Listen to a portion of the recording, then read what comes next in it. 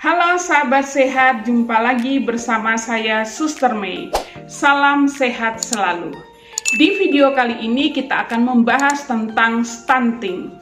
Sahabat sehat, sebagian besar masyarakat Indonesia mungkin belum memahami istilah yang disebut stunting atau dalam bahasa sehari-hari kita sebut dengan kata kerdil atau pertumbuhan di bawah normal. Masalah stunting di Indonesia adalah ancaman serius yang memerlukan penanganan yang tepat. Berdasarkan hasil pemantauan status gizi di tahun 2016 mencapai 27,5%, lalu pada tahun 2018 tingkat stunting naik menjadi 30,8% dan kembali turun di angka 27,67% pada tahun 2019. Angka tersebut masih sangat tinggi jika dibandingkan dengan ambang batas yang ditetapkan oleh WHO, yaitu sebesar 20%. Masih tidak stabilnya pengendalian kasus stunting pada anak di Indonesia memicu kekhawatiran tumbuh kembang anak-anak di Indonesia. Jika melihat dari data yang ada, maka sekitar 1 dari 3 anak balita atau lebih dari 8 juta anak di Indonesia mengalami stunting. Dalam upaya penanganan stunting di Indonesia, pemerintah sudah menargetkan program penurunan stunting menjadi 14% pada tahun 2024 mendatang. Untuk memenuhi target tersebut merupakan suatu tantangan besar bagi pemerintah dan rakyat Indonesia di tengah pandemi ini. Kondisi ekonomi di Indonesia selama pandemi berlangsung sedang tidak baik-baik saja. Di tengah angka kemiskinan dan pengangguran yang kian meningkat, tidak dapat dipungkiri bahwa peningkatan terhadap prevalensi stunting di Indonesia mungkin saja terjadi. Sahabat sehat, stunting merupakan gangguan pertumbuhan pada anak-anak yang terjadi akibat kurangnya nutrisi dan tidak optimalnya penyerapan nutrisi yang masuk. Seperti Anda ketahui, masa pertumbuhan dan perkembangan pada anak memerlukan asupan nutrisi yang cukup besar, dibarengi dengan stimulus yang intens. Ketika 1 dari 2 hal ini tidak didapatkan oleh anak, maka resiko stunting akan meningkat. Sahabat sehat, apa itu stunting? Bagaimana ciri-ciri anak yang mengalami stunting dan bagaimana pencegahannya akan saya jelaskan berikut ini. Stunting adalah masalah kurang gizi kronis yang disebabkan oleh kurangnya asupan gizi dalam waktu yang cukup lama, sehingga mengakibatkan gangguan pertumbuhan pada anak, yakni tinggi badan anak lebih rendah atau pendek dari standar usianya. Stunting terjadi mulai dari dalam kandungan dan baru terlihat pada saat anak berusia 2 tahun. Sahabat sehat, stunting disebabkan oleh banyak faktor. Kita akan membahas beberapa faktor yang menyebabkan terjadinya stunting. Yang pertama, pengetahuan orang tua. Dalam hal ini pengetahuan ibu pada saat hamil. Pada saat asupan nutrisi kurang, ini akan mempengaruhi pertumbuhan dari janin. Atau pengetahuan ibu tentang kebutuhan makan pada anak. Terkadang, banyak orang tua salah mempersepsikan kebutuhan makan anak terpenuhi, yaitu yang penting kenyang. Padahal yang dimaksud dengan kebutuhan anak yang tercukupi bukan hanya berbicara tentang karbohidrat, tetapi juga berbicara tentang lemak, protein, vitamin, dan juga mineral. Yang kedua, faktor keluarga atau faktor ekonomi keluarga.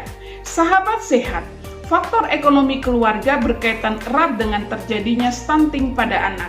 Hal ini karena kondisi ekonomi seseorang mempengaruhi asupan gizi dan nutrisi yang didapatkannya.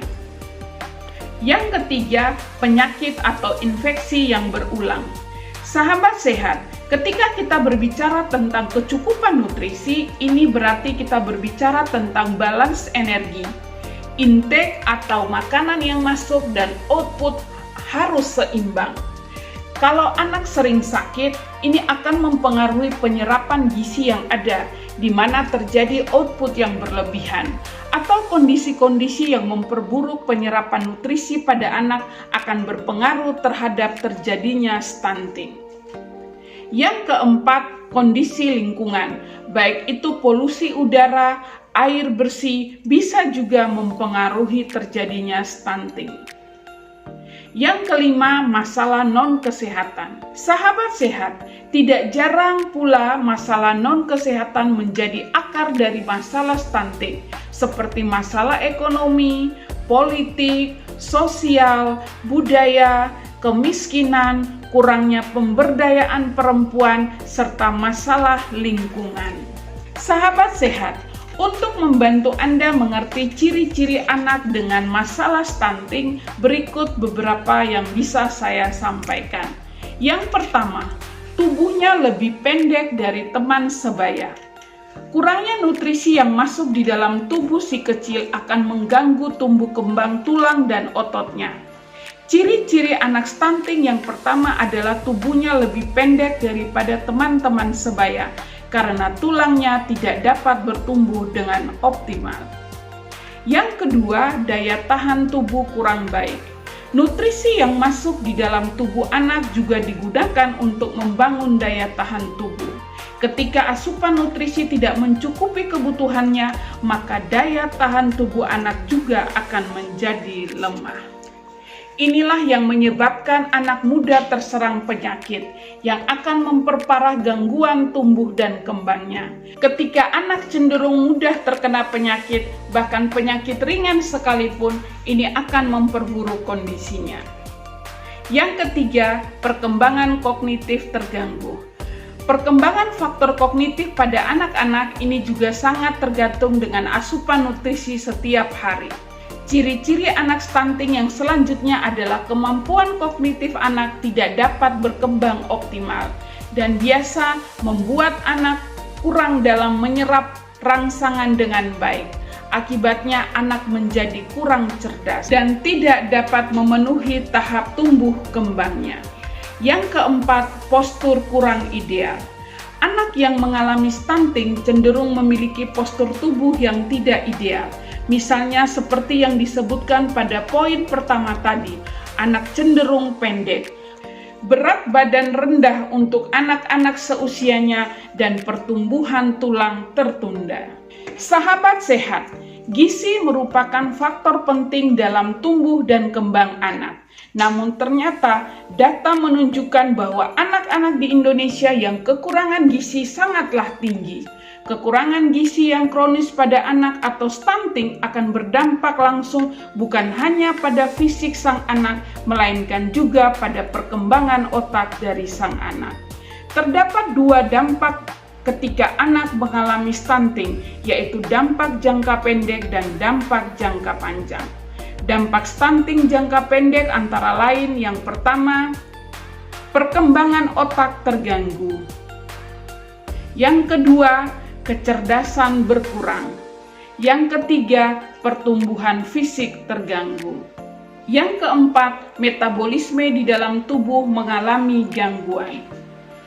Dampak stunting jangka panjang, yang pertama menurunnya kemampuan kognitif dan prestasi belajar. Yang kedua, menurunnya kekebalan tubuh dan mudah terserang penyakit.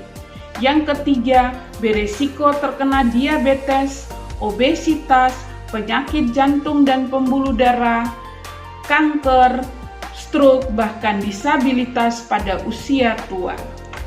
Sahabat sehat, bagaimana cara mendeteksi dini anak dengan stunting? Yang dapat kita lakukan yaitu harus selalu kontrol ke layanan kesehatan terdekat, misalnya rumah sakit, puskesmas, atau mengikuti kegiatan posyandu.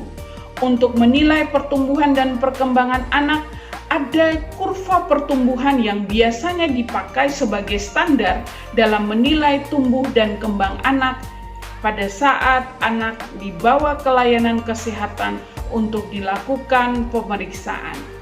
Anak dilihat timbangan berat badannya berapa, tinggi badannya berapa, lingkar kepalanya, kemudian akan disesuaikan atau dilihat nilai pada kurva tersebut. Apabila masih sesuai dengan kurva yang ada, berarti bagus untuk pertumbuhan dan perkembangannya. Sahabat sehat, rutinlah kontrol kelayanan kesehatan. Jika ada keterlambatan dan ketidaksesuaian dengan nilai yang ada, maka harus segera dilakukan terapi. Misalnya makanannya diatur, atau kalau anak masih ASI, maka makanan dari ibu harus diatur untuk memenuhi gizi, bukan hanya asal kenyang. Sahabat sehat, apa saja upaya pencegahan yang dapat dilakukan? Yang pertama, pemenuhan nutrisi pada 1000 hari pertama kehidupan. Untuk perkembangan otak, usia 0-2 tahun adalah golden period pada pertumbuhan dan perkembangan anak, maka gizi harus benar-benar diperhatikan. 1000 hari pertama kehidupan dihitung mulai dari pembuahan atau hamil ditambah usia 2 tahun balita. Saat itulah stunting harus dicegah dengan pemenuhan nutrisi dan lain-lain. Jika memang ada faktor yang tidak baik yang bisa mengakibatkan stunting, di 1000 hari pertama itulah semua dapat diperbaiki. Yang kedua, pola hidup sehat. Terutama kualitas gizi dalam makanan perlu untuk diperhatikan dengan menerapkan konsep setengah piring diisi oleh sayur dan buah, setengahnya lagi diisi dengan sumber protein baik nabati dan hewani dengan proporsi lebih banyak daripada karbohidrat. Yang ketiga, stunting juga dipengaruhi oleh aspek perilaku, terutama pada pola asuh yang kurang baik dalam praktek pemberian makanan bagi bayi dan balita. Edukasi tentang kesehatan reproduksi dan gizi bagi remaja sebagai cikal bakal keluarga hingga para calon ibu dalam memahami kebutuhan gizi saat hamil juga penting untuk disosialisasikan. Yang keempat, edukasi tentang persalinan yang aman di fasilitas kesehatan, serta pentingnya melakukan inisiasi menyusui dini atau IMD, hingga pemberian kolostrum air susu ibu atau ASI juga wajib disosialisasikan. Yang kelima, akses terhadap sanitasi dan air bersih yang mudah dapat menghindarkan anak pada resiko ancaman penyakit infeksi. Untuk itu, perlu membiasakan cuci tangan, pakai sabun dan air mengalir, serta tidak buang air besar sembarangan. Yang keenam, hal lain yang perlu mendapatkan perhatian juga adalah berikanlah hak anak untuk mendapat kekebalan dari penyakit berbahaya melalui imunisasi yang telah dijamin ketersediaannya dan keamanannya oleh pemerintah. Sahabat sehat, pertumbuhan yang baik adalah pertumbuhan ukuran fisik sesuai standar, baik itu berat, panjang, atau tinggi, dan lingkar kepala. Lingkar kepala yang kecil mempengaruhi kecerdasan ketika otak kecil. Pada saat pergi ke pelayanan kesehatan, baik itu di rumah sakit, puskesmas, maupun posyandu, mintalah untuk mengukur lingkar lengan anak. Hal ini untuk menentukan apakah balita mengalami gizi buruk atau normal. Sahabat sehat, berbeda dengan pertumbuhan, perkembangan anak meliputi kemampuan motorik kasar, motorik halus, dan bahasa bicara atau cara berkomunikasi dengan orang. Pemeriksaan rutin ke fasilitas layanan kesehatan penting walaupun tidak dalam kondisi sakit, untuk mengecek apakah pertumbuhan dan perkembangan anak sesuai. Pada usia 3 bulan, balita sebaiknya sudah miring. Pada usia 4 bulan sudah tengkurap. Pada usia 8 bulan sudah duduk, dan 9 bulan sudah berdiri. Dan pada usia 1 tahun sudah dapat berjalan. Pada usia 2 tahun, balita setidaknya sudah menguasai 6 kata. Jika mengalami keterlambatan bicara, sebaiknya diperiksakan ke dokter. Sahabat sehat, Penanganan kasus stunting menitik beratkan pada pencegahan, bukan lagi pada proses pengobatan. Orang tua berperan dalam mengontrol tumbuh kembang anaknya masing-masing dengan memperhatikan status gizinya. Sahabat sehat, pertumbuhan dan perkembangan anak sesudah lahir harus baik atau naik. Dan apabila ada masalah, harus segera dikonsultasikan kepada dokter atau ahli gizi. Upaya pencegahan lebih baik dilakukan sejak dini demi masa depan sang buah hati yang berhak bertumbuh dengan sehat. Sahabat sehat, stunting merupakan ancaman utama terhadap kualitas manusia Indonesia, juga ancaman terhadap kemampuan daya saing bangsa. Hal ini dikarenakan anak stunting bukan hanya terganggu pada pertumbuhan fisik, yaitu bertumbuh pendek atau kerdil saja, melainkan juga terganggunya perkembangan otak, yang mana tentunya akan sangat mempengaruhi kemampuan dan prestasi di sekolah, produktivitas dan kreativitas di usia-usia produktif. Pola asuh dan status gizi sangat dipengaruhi oleh pemahaman orang tua, dalam hal ini seorang ibu, dalam mengatur kesehatan di keluarga. Karena itu, edukasi diperlukan agar dapat mengubah perilaku yang bisa mengarah pada peningkatan gizi anak. Sahabat sehat, sekian informasi dari saya, semoga bermanfaat. Saksikan terus video-video saya tentang informasi kesehatan lainnya di channel Suster May. Dan seperti biasa, bila Anda menyukai video-video seperti ini, jangan lupa klik like, komen, subscribe, dan share kepada teman-teman dan keluarga. Jangan lupa klik lonceng agar Anda selalu mendapatkan notifikasi dari video-video saya selanjutnya. Terima kasih untuk kebersamaan kita selama penjelasan saya. Sampai jumpa. Bye-bye.